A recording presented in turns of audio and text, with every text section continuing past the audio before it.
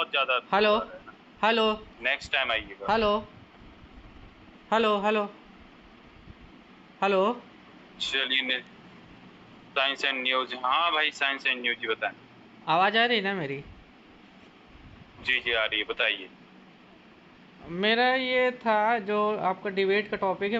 मैंने पढ़ा जो नेट पे पढ़ा है या कई सोर्स से पढ़ा है, तो उसमें बोलता है कि ब्रह्मा जी की शादी जब नहीं हुई है तो उनकी संतान वो बेटी कैसे हो गई सरस्वती। अच्छा, हम्म। कि वो तो सृष्टिकर्ता बताए गए ना, उन्हीं ने पैदा की है अपनी बेटी। और तो उनको अभी पेट मैंने से आपको ये पढ़वाया था मैं ना, बताता हूँ कैसे कैसे बेटी हुई। आप ये देखिए, अभी तो पढ़ाया था आपको। ना ना, जब पेट से उनके बेटे हो सकते पेट से हैं, थोड़ा ना पैदा की है। क्या फर्क पड़ता है यार इससे? मैं अभी आपको मत्स्य पुराण में पढ़वाया था कि जो ब्रह्मा है वो दो हिस्सों में बट गया भाई। एक उसका स्त्री रूप बन गया, एक पुरुष रूप बन गया, फिर उससे फिर बेटी पैदा हुई ना, ऐसे तो सारे लोग शादी पैदा हुई हुए थी। हैं फिर तो ब्रह्मा जी के। अरे भाई, ये जो गपोड़ कहानियां लिखी हैं, ब्रह्मा जी से कोई पैदा नहीं हुआ, ना कोई ब्रह्मा जी था, ना कोई ब्रह्मा जी ने ये सृष्टि बनाई। लेकिन इनके जो धर्म ग्रंथ हैं, असल सवाल उन पर है, इनकी सभ्यता पर है। क्योंकि इंसान की कल्पनाएं और इंसान ने जो कुछ लिखा उस टाइम में, जब ये लिखे गए धर्म ग्रंथ, तो इससे हमें ये पता चलता है कि जिस तरीके की, जैसे मान लीजिए आज के जमाने में अगर कोई लिखेगा कोई चीज, तो वो आज का उस पे समय का इन्फ्लुएंस रहेगा ही रहेगा। हम्म। आज के दौर की चीजों के बारे में उस पे जहाँ जो जिस तरीके से सोशल स्ट्रक्चर अभी सोसाइटी में जो नियम है, कानून है, देश में जो डेमोक्रेसी है, उसका फर्क पड़ेगा और उसी तरीके से कहानियां गप्पेबाजी भी करी जाएंगे ना। तो ये पता चलता है कि उस टाइम की इनकी कल्पनाएं जो हैं या जो लिखी गई हैं, तो ऐसी कुछ चीजें चलती होंगी और डेफिनेटली चलती होंगी, क्योंकि इनका पारासर स्मृति पढ़ी है तो उसमें इनकी गधी, सुकरी, गाय, किसी की पशुओं के साथ भी इनके संभोग करने की बातें लिखी होती हैं।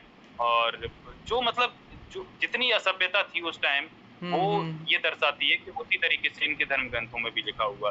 तो मुख्य बात ये है। ओके।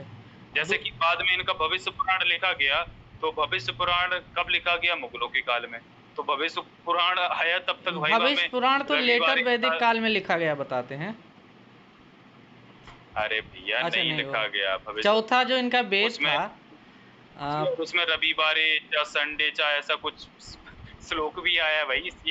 अच्छा, भविष्य ये पुराण इंग्लिश तो के सही नाम बोल आप। रहे हैं आप, मुगलों के टाइम में लिखा गया है। इनका जो ऋग्वेद था वो लिखा गया था प्री वैदिक काल में, और लेटर वैदिक में बाकी 3 वेद लिखे ना गए। कभी वैदिक काल था इनका, ना कुछ था इनका। ये ऋग्वेद ऋग्वेद चले पहले से आ रहे होंगे पैरेलली, लेकिन जब देवनागरी लिपि आई उसके बाद ही ये लिखे हैं। अलबरूनी भी लिखता है कि उससे पहले ये गप्पे मारते थे, बस मुंह से भूल जाते थे।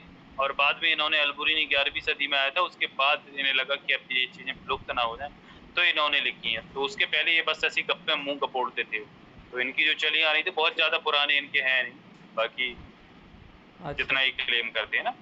अच्छा। लिखे गए सारे के सारे ईसा के बाद में ही है ना।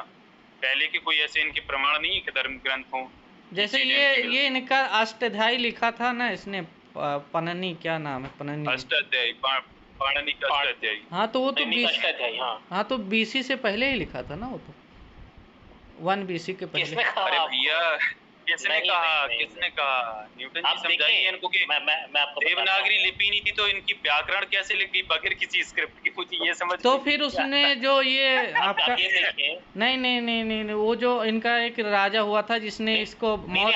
आप क्रोनोलॉजी को समझिए ना। ये ना देखिए मेरी देखिए, मैं बात आपको एक चीज एक मैं बार आपको दिखा कंप्लीट देता कर हूँ, लेने आपको दीजिए उससे ना। काफी। इनका अच्छा, जो बताया बताया बताया बताया मौर्य बताया। काल में जो लास्ट शासक था बृहदर्थ, बृहदर्थ क्या नाम था, जो अशोका के बाद। बृहद्रथ। हाँ, उसको मारा था बृहद्रथ। पीयूष मित्र सोंग ने। हम्म। तो उसके उसके यहाँ जो अश्वमेध पुष्यमित्र यज्ञ। सुन, हाँ। उससे हाँ, मत सुन। उसके यहाँ अश्वमेध यज्ञ हुआ था तो उसमें पतंजलि को इनवाइट किया था, ऐसा लिखा हुआ है। ठीक है, तो पतंजलि ने वहां ही पर उसका व्याकरण कहाँ किया पर अष्टाध्यायी का। हेलो। अब समझे इस चीज को। देखिए, वहां पर जो बात आई है अश्वमेध यज्ञ की या उन सब चीजों की, हो सकता है कि ऐसा हुआ हो, पर इससे ये साबित नहीं होता कि वहां पर हिंदुइज्म था। ये भी तो हो सकता है कि वहां पर कुछ और कल्टिस्ट प्रैक्टिस चलती हो। क्योंकि आप ये देखें कि जो भी हिंदू ग्रंथ हैं वो देवनागरी या नागरी लिपि में हमको मिलते हैं। इवन जो अष्टाध्यायी की आप बात कर रहे हैं, तो अष्टाध्यायी जो संस्कृत का जो व्याकरण माना जाता है, वो भी आपको किस में मिलेगा? देवनागरी लिपि में मिलेगा। तो उसको किसने कन्वर्ट किया, मतलब तो आप ये देखें, मैं आपको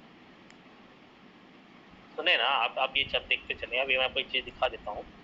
ये किताब है द पैलियोग्राफी ऑफ इंडिया, प्राचीन भारत की लिपि माला, ठीक है। इसके जो राइटर है वो है ओझा, गिरी शंकर ओझा करके नाम है। मैं नाम कंफ्यूज हो जाता हूँ। आप पैलियोग्राफी ऑफ इंडिया लिख के सर्च करेंगे तो आपको मिल जाएगा। तो यहाँ पर ये देखिए नागरी लिपि, तो ये क्या लिखा हुआ है? जैसे वर्तमान काल में भारतवर्ष में आर्य लिपियों में नागरी लिपि का प्रचार सबसे अधिक है और सारे देश में इसका आधार है, वैसे ही ईस्वी 10वीं शताब्दी के प्रारंभ से लगाकर अब तक भारत के अधिकतर हिस्सों अर्थात राजपूताना, गुजरात, कठियावाड़, मध्य भारत युक्त प्रदेश और मध्य प्रदेश में तो इसका अटल राज्य रहा है। तो ये देखिए, जो नागरी लिपि है वो 10th सेंचुरी के बाद ही भारत में आती है, ठीक अच्छा, है। और इसके जो अपने को जो सबसे पुराने जो हमको प्रूफ मिलते हैं ना, वो संस्कृत में नहीं मिलते हैं, वो मराठी लैंग्वेज में मिलते हैं। अच्छा। देखिए, ये देखिए ना, पंजाब और कश्मीर में इसकी बहन शारदा का प्रचार 10वीं शताब्दी के आसपास होने लगा था। तो 10th सेंचुरी में ही देवनागरी लिपि या नागरी लिपि से देवनागरी लिपि बनी है। तो 10th सेंचुरी के बाद ही नागरी लिपि का प्रचार प्रसार भारत में होता है, है ना। तो आप भी खुद सोचे कि जो अष्टाध्यायी है वो नागरी लिपि में लिखी हुई है और 10th सेंचुरी में नागरी लिपि भारत में इंट्रोड्यूस हो रही है, तो वो बीसी में कैसे जा सकती है? नहीं, अभी एक न्यूज आया था ना कि यूएस में कोई लड़का उसको ट्रांसलेट किया है, तो वो बहुत पुराना है, मतलब 1 BC पुराना है, ऐसा कुछ न्यूज आया था ना बीच में। अरे यार, ये वैसी अफवाहें उड़ती रहती है उसके। अच्छा। पता 2016 में एक ये न्यूज आई थी कि बहुत पुराना एक 5th सेंचुरी का रामायण का एक मैन्युस्क्रिप्ट प्राप्त हुआ है। 2016 की न्यूज है। आज 2023 चल रहा है, उसका अता पता ही नहीं है मैन्युस्क्रिप्ट कहाँ है और उस मैन्युस्क्रिप्ट के आधार पे रामायण में क्या परिवर्तन हुए, कुछ भी अता पता नहीं। अच्छा। तो ये क्या है, इस तरह की अफवाहें, झूठी खबरें बना के उड़ाई जाती है, इसका कोई बेस सरकार होता नहीं है। चलिए, बहुत बहुत धन्यवाद, अच्छा लगा आपसे जी सर, बताइए। ठीक है, ठीक। Okay okay.